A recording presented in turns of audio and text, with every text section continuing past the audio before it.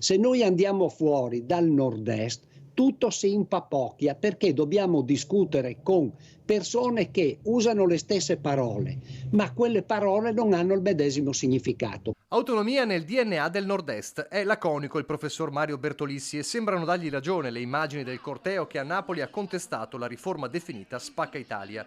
Ma il costituzionalista che fa parte della commissione presieduta da Sabino Cassese, capace tra l'estate e l'ottobre 2023 di accelerare sull'autonomia tanto da consentire l'arrivo del DDL Calderoli in Senato per la prima approvazione, guarda proprio al percorso che ora affronta un nodo cruciale, quello politico. Se è vero che per anni e anni e anni, perché questa disposizione è entrata in vigore nel 2001, non si è fatto nulla e nel giro di qualche mese, compresa l'estate, si è fatto, oserei dire, tutto quello che serve, allora il problema si risolve soltanto da un punto di vista pratico. Si vuol fare o non si vuole fare? Il lavoro di cui sono stato testimone e protagonista, continua Bertolissi, non può essere gettato al vento. Questa benedetta commissione ha lavorato, ha prodotto rapidamente quello che era stato richiesto dalla legge finanziaria per il 2023, ha rispettato millimetricamente i termini, ora le carte le ha in mano la Commissione sui fabbisogni standard